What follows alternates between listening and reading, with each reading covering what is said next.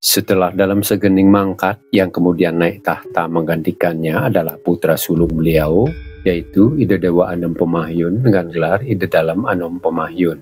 Dalam pemerintahan beliau terjadi perubahan kebijakan dalam hal pengangkatan para patih. Para patih dalam pemerintahan ayahanda beliau semua diganti. Beliau lalu mengangkat keturunan Kiai Kebon Tubuh sebagai patih agung, mengingat pengabdian leluhurnya yang dulu secara terus-menerus. Selanjutnya keturunan Arya Kanyuruhan yakni Kiai Tangkas diangkat sebagai patih muda dan Kiai Brangsinga sebagai sekretaris. Adapun segenap warga Pasek dikembalikan kedudukannya untuk memegang jabatan seperti dulu. Demikian diuraikan dalam buku Baba Dalam Warih Ide Dalam Sri Aji Kresna Kepakisan.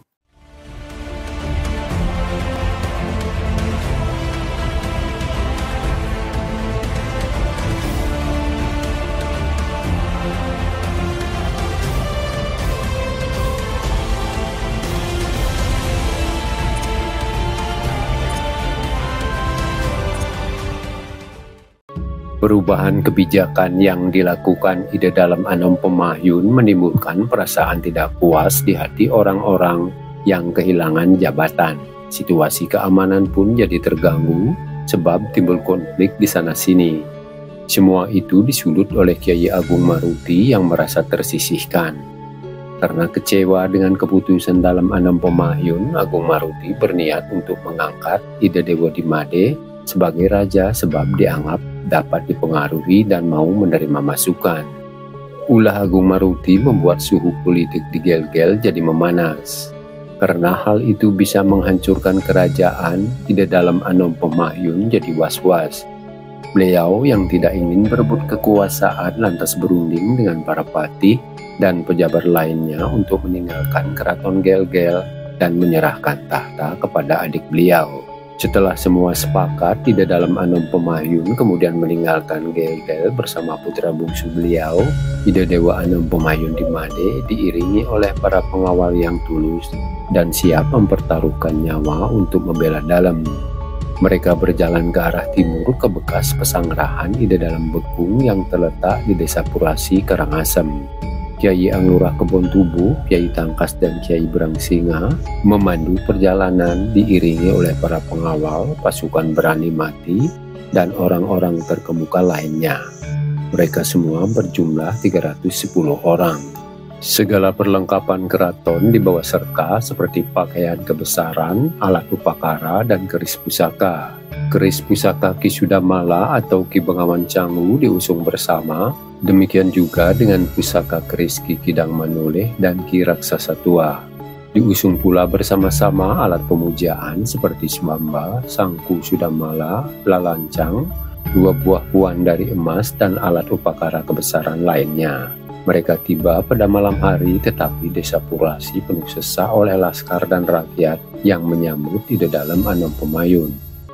Setelah tinggal di Purasi, Ide Dalam Anom Pemahyun memugar pura yang dahulu didirikan oleh Ide Dalam Bekung dan diberi nama Pura Ukir Anyar. Dahulu setelah Ide Dalam Bekung kembali ke Gel-Gel, pura itu dirawat oleh Kiai Karangasem sebagai bukti kesetiaannya.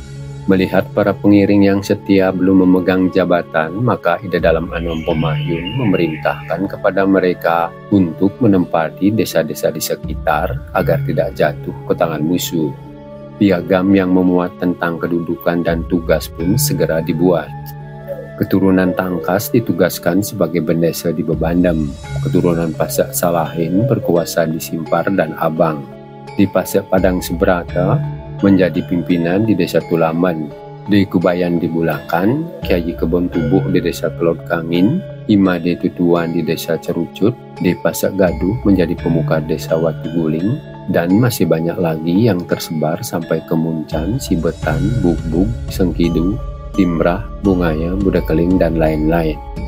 Setelah sekian lama tinggal di Purasi, Ide Dalam Anom Pemahyun pindah ke Tembege, diiringi oleh sebagian pengawal serta pejabat yang setia, dan yang lain tinggal di Purasi dan Jasi dengan tugas masing-masing.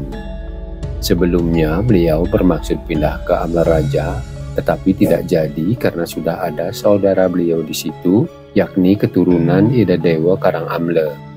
Tiba di Tembege, Ida Dalam Anom Pemahyun segera mendirikan puri yang disebut Pemahyun Raja dan pura penataran pemerajaan yang diberi nama Penataran Pemerajaan Pemahyun dengan acara petirtan pada Buddha Wage Kelau.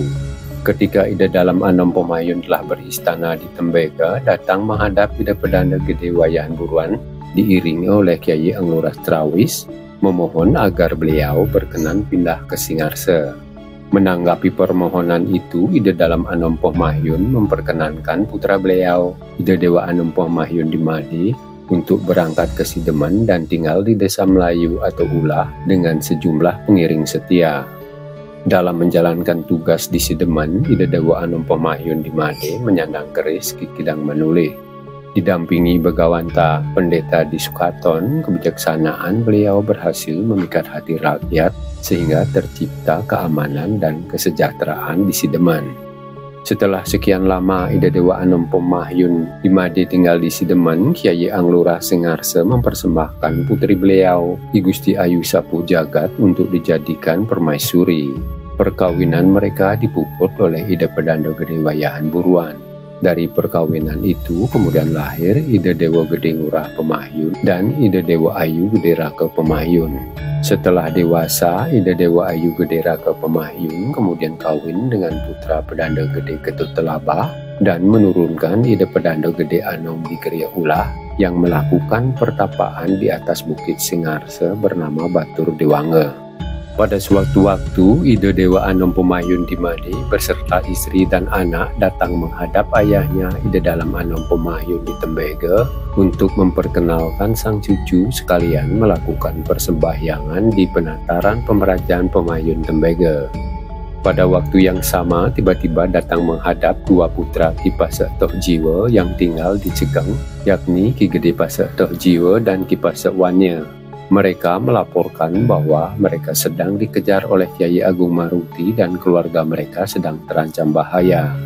Selain itu, mereka juga melaporkan bahwa keadaan di Gelgel sedang kacau di mana rakyat tidak lagi menghargai pemimpinnya.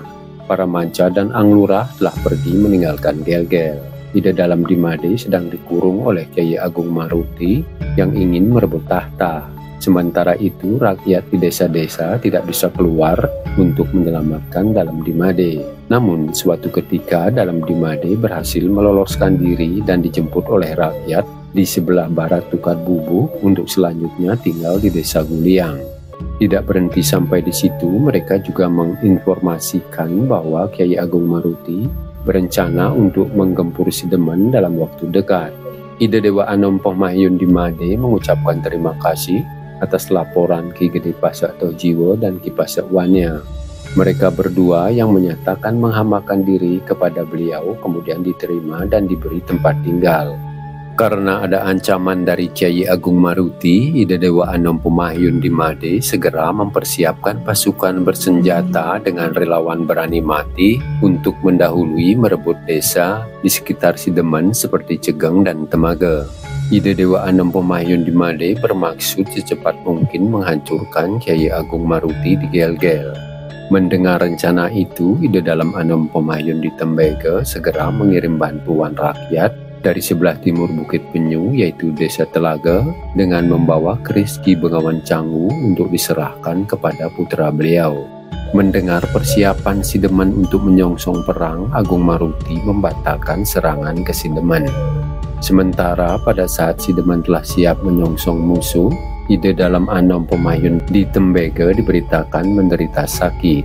Oleh sebab itu, Ida Dewa Anom Pemahyun di Made segera berangkat ke Tembege bersama para pengiring. Namun, sesampai di Tembege, beliau mendapatkan sang ayah sudah mangkat. Sepeninggal Ida Dalam Anom Pemahyun, puri di Tembege tidak ada yang menempati. Karena itu, semua peralatan puri dibawa ke Sidemen dan disimpan di sana. Demikian kisah Ida Dalam Anom Pemahyun yang meninggalkan Gelgel untuk mencegah terjadinya perang saudara. Semoga bermanfaat. Rahayu.